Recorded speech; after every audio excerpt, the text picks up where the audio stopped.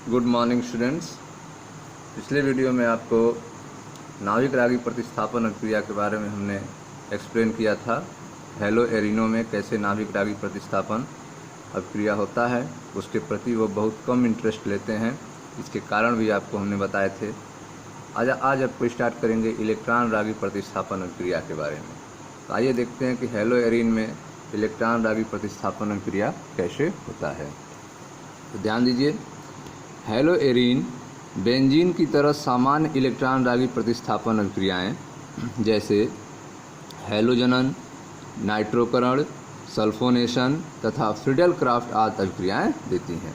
तो आप देख रहे हैं कि हेलो एरिन्स जो हैं वह बेंजीन की तरह जो भी इलेक्ट्रॉन रागी प्रतिस्थापन अभिक्रियाएं हैं, सामान्य रूप से सभी अभिक्रियाएं जो है हेलो एरिनों के द्वारा प्रदर्शित किया जाता है। जैसे हैलोजनन हुआ, नाइट्रोकरण हुआ, सल्फोनेशन हुआ तथा फ्रीडल क्राफ्ट आदि अभिक्रियाएं। हाइड्रोजन परमाणु के आंशिक निष्क्रियक होते हुए भी, ठीक है, हाइड्रोजन परमाणु जो है वह आंशिक रूप से निष्क्रिय होता है। तो हाइड्रोजन परमाणु के आंशिक निष्क्रियक होते हुए भी इसका आर्थो तथा पैरा निर्देशकारी प्रभाव होता है। ठीक है, तो यह आपका जो हेलो एरिन है यह आर्थो और पैरा निर्देशक पारी प्रभाव दिखाता है अपना हैलोजन परमाणु के आंशिक निष्क्रियक होते हुए। ठीक है, तो हैलोजन परमाणु के आंशिक निष्क्रियक होते हुए भी इसका आर्थो तथा पैरा निर्देशकारी प्रभाव होता है। अतः अगला प्रतिस्थापन हैलोजन के स्थान से आर्थो तथा पैरा स्थितियों पर होता है। हैलोजन के आर्थो और पैरा निर्देशक प्रभाव को अनुनाद संरचनाओं की ओर ध्यान देकर आसानी से समझ सकते हैं। तो आप देख रहे हैं कि जो हेलो एरिन्स हैं उनका जब रिएक्शंस होता है तो वे आर्थो और पैरा निर्देशकारी प्रभाव दिखाते हैं, अर्थात जो भी कंपाउंड आते हैं वो आर्थो और पैरा पोजीशन पे जुड़ते हैं। ठीक है, तो यह आर्थो और पैरा पोजीशन पर ही क्यों जुड़ते हैं, इसके बारे में आइए देखते हैं अनुनाद संरचनाओं के द्वारा। आसानी से हम समझते हैं क्यों आर्थो और पैरा डायरेक्टरी होते हैं, मेटा डायरेक्टरी क्यों नहीं होते हैं। तो ध्यान दीजिए, यह आपका हेलोजेंस है, ठीक है, एक्स हेलोजेंस है, यह आपका एरिन्स है। ठीक है, तो यह हेलोजेंस के पास लोन पेयर ऑफ इलेक्ट्रॉन है। तो यह अपना लोन पेयर ऑफ इलेक्ट्रॉन जो है रिंग में डोनेट करता है, जिससे यह सिंगल बॉन्ड जो है डबल बॉन्ड में हो जाता है। ठीक है, तो एक लोन पेयर जो है डोनेट करने के कारण यहाँ पे डबल बॉन्ड आ जाता है और इस हेलोजन पे प्लस चार्ज आ जाता है। ठीक है, रिंग में जो है यह बॉन्ड जो है शिफ्ट होता है इधर।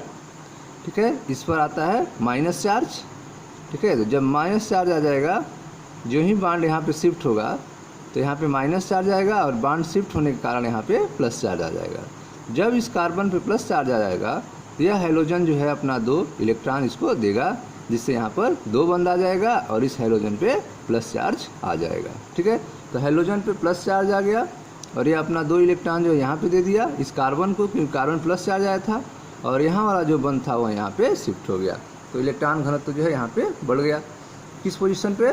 आर्थो पोजीशन पे। ठीक, अब जो यहाँ वाला बंद है यह शिफ्ट होगा। ठीक है, ये वाला बॉन्ड जो है यहाँ पे शिफ्ट होगा, यह बंद यहाँ शिफ्ट होगा, जिससे यह आपका माइनस जो चार्ज था वो यहाँ पे चला आएगा।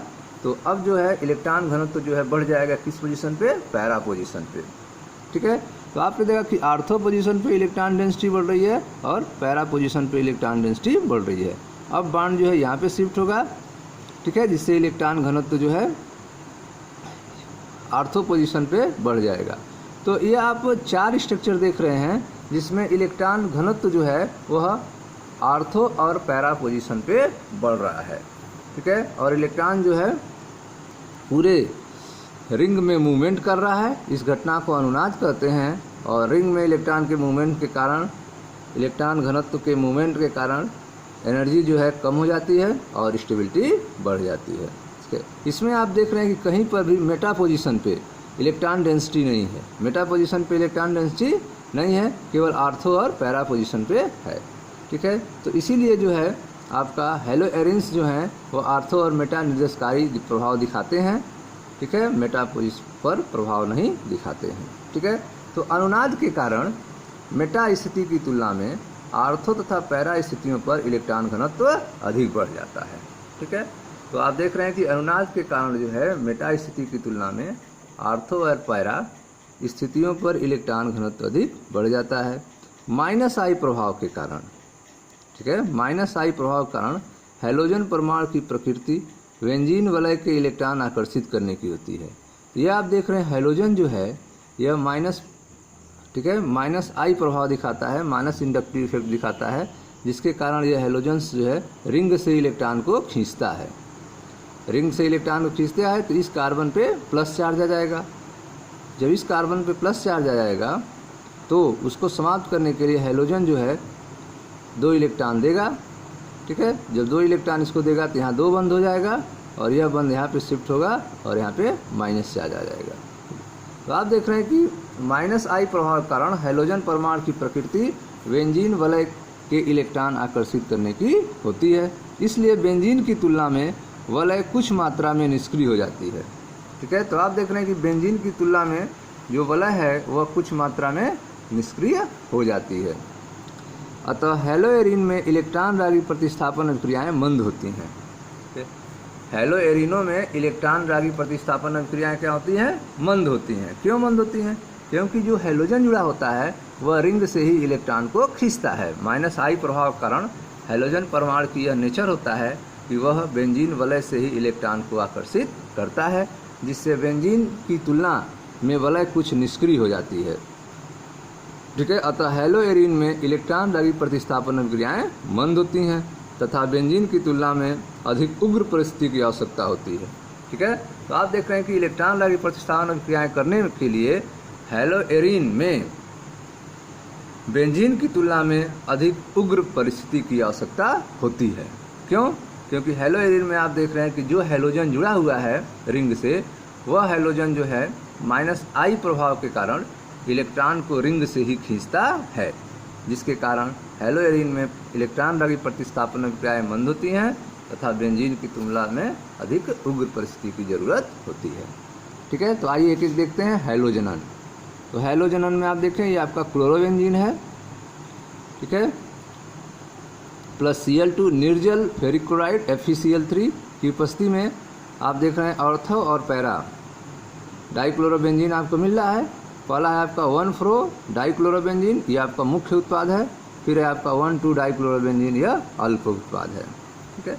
यह कम मात्रा में बनता है क्योंकि नज़दीक क्लोरीन है, रिपल्सन इसमें ज़्यादा होता है, इसलिए यह कम मात्रा में होगा 1,2 डाइक्लोरोबेंजीन। और यह आपका 1,4 डाइक्लोरोबेंजीन जो है यह मुख्य उत्पाद है, ज़्यादा मात्रा में होगा क्योंकि यह क्लोरीन दूर हैं, इनमें रिपल्सन कम होगा। तो हैलोजनन के कारण क्लोरोबेंजीन का जब हैलोजनन कराते हैं, ठीक है, तो क्या बनता है? 1,4 डाइक्लोरोबेंजीन मुख्य उत्पाद के रूप में और 1,2 डाइक्लोरोबेंजीन अल्प उत्पाद के रूप में मिलता है। अब आइए देखते हैं नाइट्रोकरण के बारे में, नाइट्रेशन के बारे में। यह आपका क्लोरोबेंजीन है, इसका नाइट्रेशन कराते हैं नाइट्रिक अम्ल और सांद्र H2SO4 की उपस्थिति में, ठीक है। तो नाइट्रेशन कराने पे आप देख रहे हैं 1-क्लोरो-2 नाइट्रोबेंजीन बनता है और 1-क्लोरो-4 नाइट्रोबेंजीन बनता है, ठीक है। तो यहाँ पर भी आप देख रहे हैं कि क्लोरीन और नाइट्रो ग्रुप के बीच में प्रतिकर्षण होता है इलेक्ट्रॉन, जिससे यह कम मात्रा में बनेगा और क्लोरीन और नाइट्रो ग्रुप दूर हो जाते हैं, जिससे प्रतिकर्षण कम होता है, जिससे यह ज़्यादा अमाउंट में बनता है। तो आप देख रहे हैं 1-क्लोरो-4 नाइट्रोबेंजीन मुख्य उत्पाद के रूप में होगा, अमाउंट इसकी ज़्यादा होगा, और 1-क्लोरो-2 नाइट्रोबेंजीन अल्प उत्पाद के रूप में होगा। यह आपका हैलोजनन था और नाइट्रीकरण था। अब नेक्स्ट देखते हैं सल्फोनेशन। सल्फोनेशन में क्या होता है? ध्यान दें स्टूडेंट्स,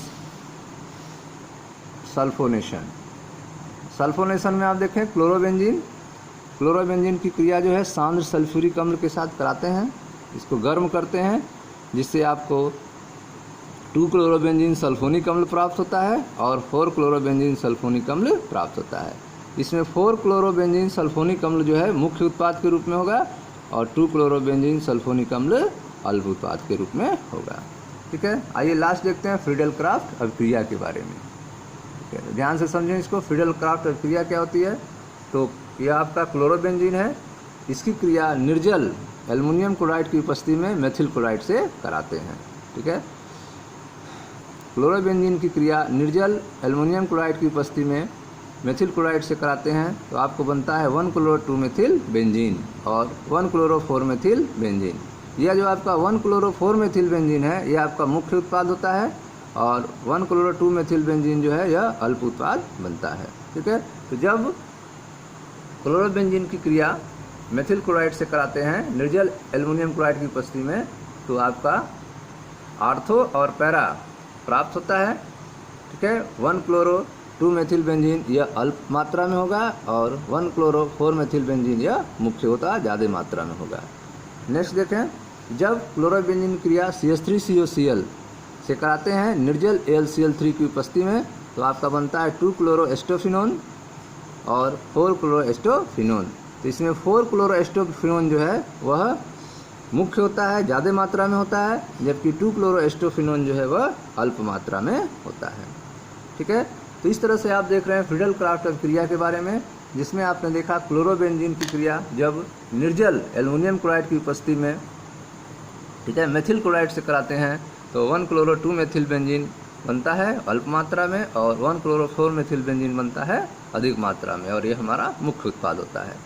क्लोरोबेंजीन क्रिया जब CH3COCl से कराते हैं तो निर्जल एल्युमिनियम क्लोराइड की उपस्थिति में तो आपका कंपाउंड 2-क्लोरोएस्टोफिनोन बनता है और 4-क्लोरोएस्टोफिनोन बनता है। इसमें 4-क्लोरोएस्टोफिनोन जो है मुख्य उत्पाद के रूप में होता है, जबकि 2-क्लोरोएस्टोफिनोन जो है अल्प मात्रा में बनता है।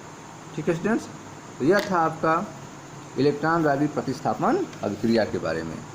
तो इलेक्ट्रॉन रागी प्रतिस्थापन अभिक्रिया में आपने हैलोजनन के बारे में देखा, नाइट्रोकरण के बारे में देखा, सल्फोनेशन के बारे में देखा और लास्ट में फ्रीडल क्राफ्ट अभिक्रिया के बारे में देखा। ठीक है स्टूडेंट्स, थैंक यू।